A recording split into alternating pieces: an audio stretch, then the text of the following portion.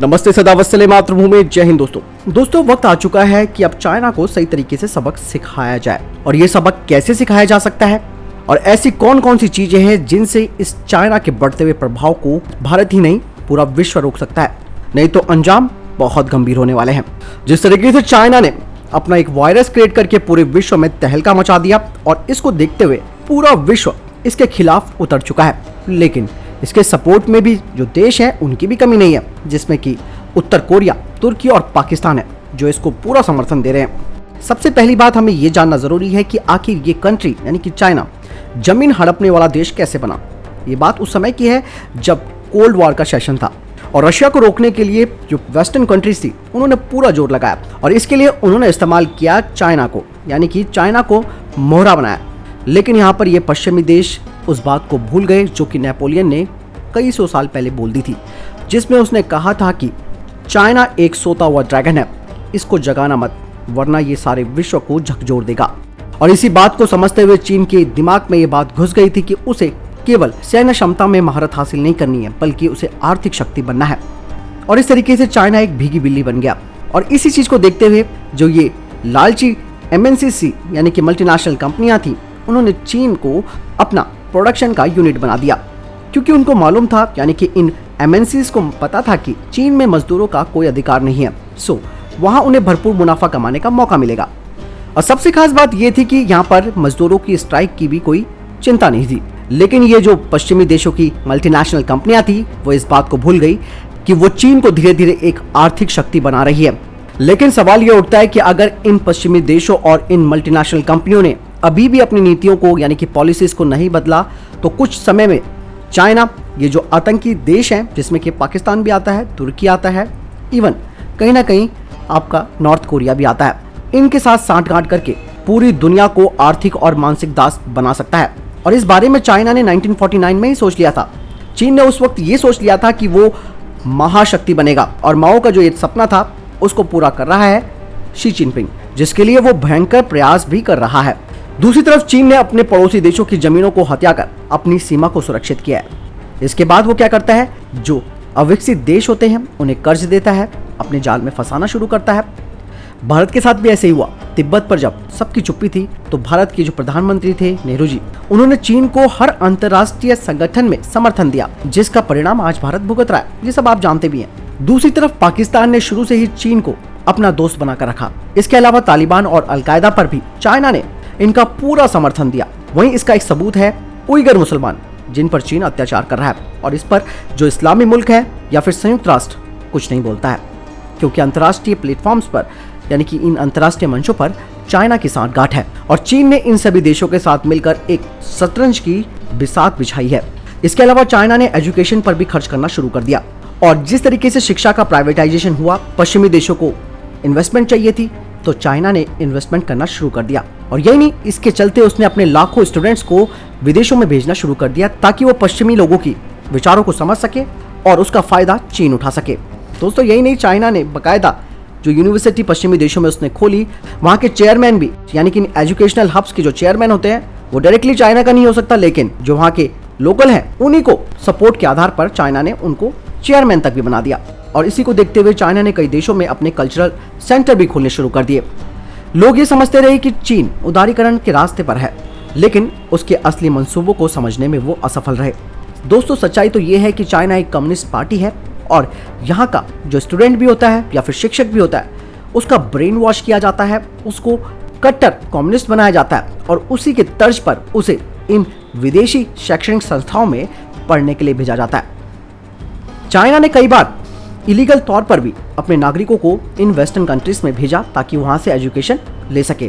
और 1949 में जो चीनी माओ के डर से भाग गए थे या पलायन कर गए थे, वे भी बाद में चाइना का समर्थन करने लगे। दूसरी तरफ चाइना लगातार अपनी सैन्य शक्ति को बढ़ा रहा है। अपने दमखम वो आए दिन पड़ोसियों पर दिखाता है। उसका उद्देश्य केवल एक ही है, आर्थिक और भौगोलिक विस्तार। और इन सभी तैयारियों के बावजूद भी चीन ये बात समझ चुका था कि वो केवल सैन्य और आर्थिक शक्ति के आधार पर विश्व में अपना वर्चस्व नहीं जमा सकता। वहीं दूसरी तरफ ट्रंप ने इस बात को अच्छी तरीके से भांप लिया था, इसीलिए अमेरिका ने अपनी आर्थिक नीतियों को बहुत मजबूत किया और चाइना पर शिकंजा कसना शुरू कर दिया। राष्ट्रपति ना होने के बावजूद भी डोनाल्ड ट्रंप अब भी चाइना को लताड़ रहे हैं और करीबन $10 ट्रिलियन का जुर्माना लगाने की उन्होंने बात कही है चाइना के ऊपर। दोस्तों, जब चाइना को ये बात लगने लगी कि उसकी सैन्य क्षमता हो या फिर उसकी बड़ी इकोनॉमी, उससे वो धौंस नहीं जमा सकता पूरे विश्व में, तो उसने 1999 से ही जैविक युद्ध की प्लानिंग कर दी और इसके लिए कई मल्टीनेशनल कंपनियां जाने अनजाने में चीन की मदद भी कर रही थी। और इसका जीता जागता जो प्रमाण है वो है वुहान की वो लैब जिसे स्थापित करने में चीन की मदद इन पश्चिमी देशों और इन एमएनसी कंपनियों ने की और वहां पर रिसर्च को बढ़ावा दिया गया।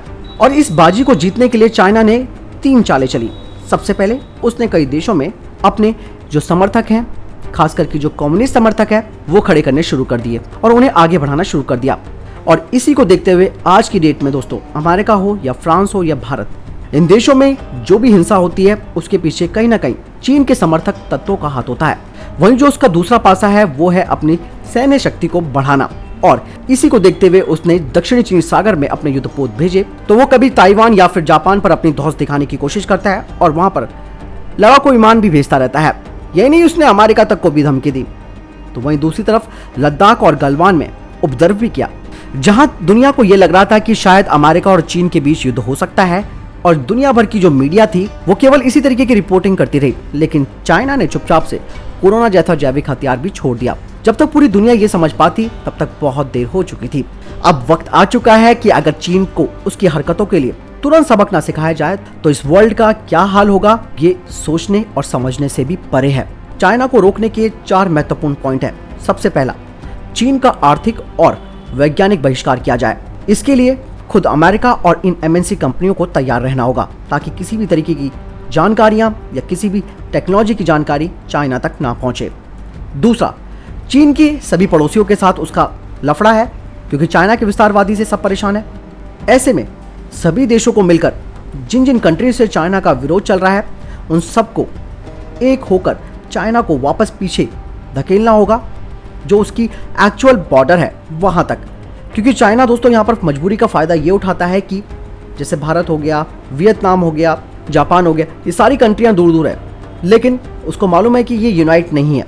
अगर ये एक हो जाए और मिलकर मुकाबला करे तो चाइना को मजबूरन अपनी एक्चुअल बॉर्डर तक जाना पड़ेगा। तो इसके लिए भी आगे की रणनीति बनानी होगी। यानी कि जिस तरीके से चीन दखल अंदाजी करने की कोशिश करता है, सभी देश मिलकर कुछ ना कुछ ऐसी हरकतें करें ताकि चाइना का जो दिमाग है वो इंगेज हो जाए इन सभी उलझनों में। यानी कि उसको उलझाना है, लड़ना नहीं है बल्कि उलझाना है। तीसरा सबसे बड़ी बात है कि जो आतंक को बढ़ावा देने वाली इंडस्ट्रीज हैं इनको ध्वस्त करना होगा। चौथा सबसे इंपॉर्टेंट पॉइंट है चीन की जनता। जी हाँ, उसकी जनता को उनके अधिकारों और उनकी स्वतंत्रता के बारे में मालूम होना बेहद जरूरी है, जिससे कि वो इस कम्युनिस्टवादी जो फासिज्म है उससे वो मुक्त हो सके। लेकिन अब दोस्तों ये बात साफ है कि जिन ताकतों ने ड्रैगन को जगाकर सारे विश्व को आतंकित करवाया, आज उन्हीं शक्तियों की ये जिम्मेदारी है कि वो चीन को उसकी औकात दिखाएं। दोस्तों, चीन को औकात दिखाने वालों में भारत नंबर 1 पर है। चीनी सैनिकों को गलवान में पीटा, चीन के ऐप्स को बंद कर दिया। जो रास्ता भारत ने विश्व को दिखाया है, अब विश्व को ये बात समझ लेनी चाहिए कि चीन का इलाज गांधीवाद से नहीं होगा बल्कि सुदर्शन चक्र से होगा। तो बात क्लियर है, चाइना को सबक सिखाने का वक्त आ चुका है। मिलकर प्रयास किया जाए और ये जो इंपॉर्टेंट पॉइंट्स है इन पर ध्यान देकर किया जाए। चाइना के अंदर भी खलबली मचनी चाहिए, चाइना के अंदर भी रेवोल्यूशन होना चाहिए, वहां के लोगों को उठना होगा, लड़ना होगा और ये जो कम्युनिस्ट हैं इनके खिलाफ उतरना होगा। गलतियां जो थी वो हो गई, लेकिन अब वक्त है सुधरने का। आपको क्या लगता है दोस्तों, क्या इन पॉइंट्स के जरिए चाइना को काउंटर करना कैसा रहेगा, या इसके अलावा भी और कोई ऑप्शन है? आप बता सकते हैं कमेंट सेक्शन में लिखकर। और वीडियो कैसा लगा ये जरूर बताइएगा, शेयर और लाइक भी जरूर कीजिएगा। जय हिंद, जय भारत।